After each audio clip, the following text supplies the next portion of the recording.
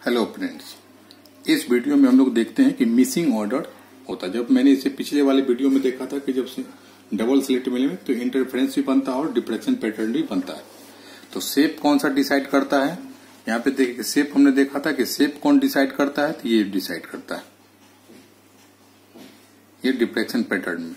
यहाँ पे देखिए फाइनली ये शेप था और उसके अंदर पैटर्न कौन होता है, किसके कारण, इंटरफेरेंस पैटर्न के कारण। तो मैंने यहाँ पे लिखा था डीएसपी, मतलब जो डिफ्रेक्शन है वही शेप पैटर्न को डिसाइड करता है। और मैंने समझाने के लिए कहा था ये समझिए कि लोहे कटर मतलब ये घास का मैदान है या फूल पत्ती वाले डिफरेंट शेप में हम लोग बनाते हैं, तो उसको कट कर देता है, सिंपली इस शेप में आ जाता है।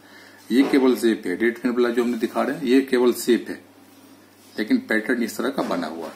अब यहाँ पे हमने देखा कि जैसे यहाँ पे इसके मिनिमा के सामने आता है, डिफ्रेक्शन के मिनिमा के सामने सेंट्रल का मैक्सिमम आता है, तो वो डीजेपी मतलब मिस हो जाता है, वो नहीं दिखेगा। तो यहीं पे कि मिसिंग ऑर्डर, तो मिसिंग ऑर्डर किसका होगा, इसका होगा, मैक्सिमा का। ये किसका है, तो इंटरफेरेंस पैटर्न का। तो कौन सा होगा, तो इसी को हम लोग देखते हैं। अब इसमें हम लोग देखते हैं कि कौन सा ऑर्डर होता है। इसका मतलब हम लोग देखते हैं किसको, कि ये जो विड्थ होता है इसको अगर हम लोग स्मॉल रखते हैं, और ये जो बी किसका ओपेक वाला पार्ट होता है, इसको हम लोग अगर वेरी करते हैं तब देखते हैं कि जब इसको वेरी करते जाते हैं तो कौन कौन सा ऑर्डर हम लोग का ये मिसिंग होता है, किसका, तो इंटरफेरेंस मैक्सिमा का। हम लोग ये देखते हैं कि missing order of interference maxima in double slit diffraction pattern. Double slit पढ़े, एन स्लिट पढ़े, सबों में पैटर्न सेम प्रिंसिपल काम करता है। अब ये देखिए मिनिमा के लिए हम लोग देख लेते हैं कि सपोज कीजिए कि जहां पे मिसिंग ऑर्डर कब होगा, मिसिंग ऑर्डर का मतलब होता है कि जहां पे इसका मिनिमा हो और उसी एंगल पे इसका मैक्सिमा हो। कि सपोज कीजिए कि थीटा एंगल पे इसका मिनिमा और थीटा एंगल पे इंटरफेरेंस का मैक्सिमा हो, तो जहां पे अगर सेम एंगल पे आएगा वहां पे क्या होगा, ऑर्डर मिस हो जाएगा। सपोज कीजिए अगर ये पाई एंगल पे ये पाई एंगल, तो ये इसका मिस हो जाएगा। सिमिलरली हमने ये मान लिया कि थीटा एंगल पे इसका मिनिमा आता है डिफ्रेक्शन का और थीटा एंगल पे इंटरफेरेंस का मैक्सिमा आता है। यहाँ पे हमने देखा था कि थीटा एंगल पे, ये सपोज कीजिए कि यहाँ पे हमने मान लिया कि इस पैटर्न पे हम लोग ये मान लेते हैं कि इसी पॉइंट पे अगर ये थीटा एंगल पे, तो डिफ्रेक्शन का मिनिमा आता है और इंटरफेरेंस का मैक्सिमा आता है। तो जो डिफ्रेक्शन शेप डिसाइड करता है, क्योंकि यही वाला पार्ट होता है, इसी के एंगल पे हमने थीटा मान लिया, तो इसी एंगल पे अगर यहाँ पे थीटा एंगल पे इसका मिनिमम आता है, तो जिसका मिनिमा शेप ये डिसाइड करता है तो वो गायब हो जाएगा, ये मैक्सिमा नहीं दिखेगा। अब हम लोग देखते हैं कि अगर थीटा एंगल पे होता है, हमने ये मान लिया कि थीटा एंगल पे दोनों वैलिड होता है, तो मिनिमा के लिए डिफ्रेक्शन के लिए कितना लिखते हैं हम लोग, alpha sine alpha equal to 0 होता है, या उसको हम लोग अगर एंगल लेते हैं तो ए साइन थीटा सिंगल होता है, तो A sine theta equal to minima. जब मैक्सिमा के लिए कितना होता है, फिर यहाँ पे अगर बी लगाते हैं तो ब्राइट हो जाता है, किसके लिए, इंटरफेरेंस पैटर्न में, तो A plus B sine theta equal to ये हो जाता है मैक्सिमा के लिए। यहाँ पे 2n इंटू लेमडा बाई 2 लिखिए, ए1 मल्टीपल या कैंसिल होकर के यहाँ पे एन लेमडा, जैसे पिछले वाले वीडियो में मैंने भी बताया। तो यहाँ पे ए साइन थीटा सिंगल है, तो यहाँ पे मिनिमा होता है, जब बी आ गया तो ब्राइट हो गया मतलब मैक्सिमा हो गया, तो यहाँ पे एन लेमडा। अब यहाँ पे हम लोग को निकालना है ए प्लस बी के टर्म में। अब देखिए कि दोनों को हम लोग डिवाइड कर देते हैं। जब डिवाइड करेंगे तो कितना, यहाँ पे 2/1 से तो ए प्लस बी अपॉन ए आ जाएगा, और यहाँ पर कितना है, कैंसिल आउट हो जाएगा, तो एन अपॉन एम। यहाँ पे एन किसका ऑर्डर है, यहाँ पे एन ऑर्डर है इंटरफेरेंस पैटर्न के मैक्सिमा का, और एम किसका है, मिनिमा। मिनिमा किसका, डिफरेंस पैटर्न का, तो डिफ्रेक्शन का मिनिमा। अब यहाँ पे ये देखिए कि हमने ये पैटर्न कर दिया, A plus B equal upon A equal to N upon M आता है।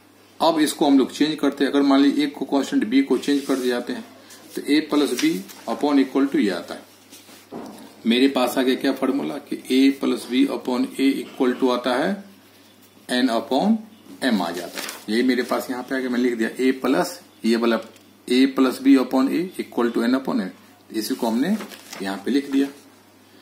अब यहाँ पे देखिए अगर b इक्वल टू ए, ये जो ओपेक वाला पार्ट होता है हम लोग b इक्वल टू ए के बराबर लेते हैं, ये वाला पार्ट, कि अगर ये डिस्टेंस और ये डिस्टेंस दोनों इक्वल लेते हैं ओपेक वाले पार्ट, तो ये इसके अकॉर्डिंग कितना हो जाएगा, तो b इक्वल टू, तो यहाँ पे a plus A upon A, तो कितना होगा 2 हो जाएगा, तो n upon m equal to 2 हो गया, तो n इक्वल टू कितना 2m, m किसका, मिनिमा का। तो m देखिए m इक्वल टू 1 2 3 4 5, इसका मतलब इसके मिनिमा के सामने जो इंटरफेरेंस का मैक्सिमा कौन कौन होगा, सेकेंड ऑर्डर का मैक्सिमा आएगा, इसके सेकेंड मिनिमा के सामने इंटरफेरेंस का फोर्थ ऑर्डर का मैक्सिमा आएगा, इसके थर्ड मिनिमा के सामने 6 ऑर्डर का आएगा, इसका मतलब ये सब जो जो इसके मिनिमा के सामने आएगा वो गायब हो जाएगा, वो नहीं दिखेगा। इसी को हम लोग मिसिंग ऑर्डर कर, जैसे इस तरह का देखिए यहाँ पे अगर मान लीजिए हो सकता है कि यहाँ पे इस फर्स्ट मिनिमा के सामने की 1 2 अगर मान लीजिए यहाँ पे थर्ड वाला आया हो, ये हम लोग पैटर्न करते इसका मिनिमा के सामने अगर 1 2 यहाँ पे थर्ड, इसको तो जीरो ऑर्डर मानते, तो 1 2 अगर थर्ड वाला आया होगा तो वह गायब हो जाएगा, तो वो नहीं दिखेगा। सिमिलरली यहीं पे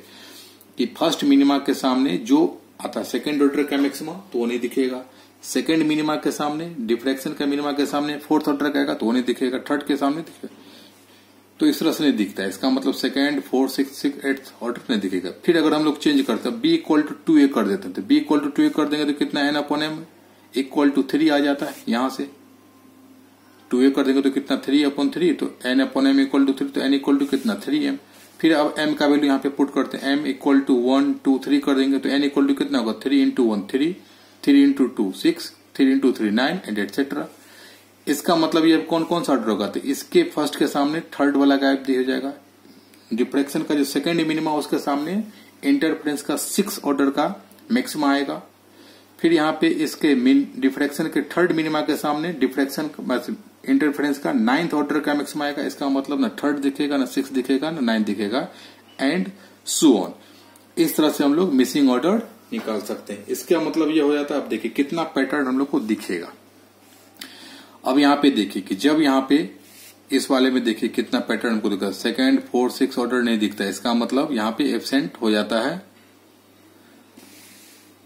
अब यहाँ पे दिख गया है कि 5 इंटरफेरेंस मैक्सिमा होगा, कि यहाँ पे जब m इक्वल टू 1 एंड अब यहाँ पे ये देखते हैं कि जब m इक्वल टू 1 कर देते हैं, n इक्वल टू हम लोग 2 कर देते हैं, m equal to 1 n equal to 2 कर देते हैं, तो फिर इससे भी हम लोग देख सकते हैं कि 5 इंटरफेरेंस जो मैक्सिमा होता है वो ऑब्टेन होता है। अब यहाँ पे n equal to m equal to 2 से हम लोग यहाँ भी निकाल सकते हैं, इसी कंडीशन से निकाल सकते हैं। n इक्वल टू यहाँ पे जब 1 करेंगे, यहाँ पे m इक्वल टू 1 करते हैं, n इक्वल टू 2 कर देते हैं, तब हम लोग देखते हैं कि देयर आर 5 इंटरफेरेंस मैक्सिमा होता है। किस में होता है, तो ये सेंट्रल मैक्सिमा के अंदर बनता है।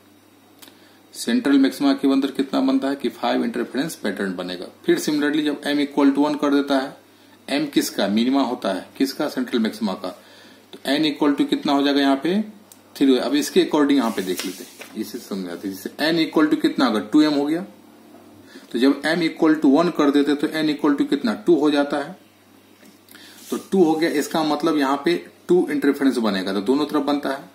यहाँ पे तो पहला मिनिमा होता है, इसीलिए कहता है एक तो सेंट्रल हो गया, 2 इधर 2 इधर, तो कितना हो गया 5 बनेगा। फिर यहाँ पर कितना हो गया 1 करके, जैसे एक यहाँ पे तो एक तो सेंट्रल बनेगा और यहाँ पे 2 है, तो यहाँ पे अगर 1 2 और यहाँ पे 1 2 तो कितना 1 2 3 4 5 बनेगा। यहाँ पे अगर 3 है तो ये पहला मिनिमा के बीच में, तो ये यहाँ तक सेप तो ये था और इसके अंदर 3 बनेगा, तो यहाँ पे सेंट्रल हो गया। फिर यहाँ पे 1 2 3, फिर वहां पे 1 2 3, तो कितना सीखे 1 2 3 4 5 6 और ये 7। तो इस तरह से हम लोग ये भी देख सकते हैं कि जो एक सेंट्रल मैक्सिमा है उसके अंदर कितने इंटरफेरेंस पैटर्न भी हम लोग इसको देख सकते हैं। इससे आगे हम लोग नेक्स्ट वीडियो में देखेंगे। Thank you.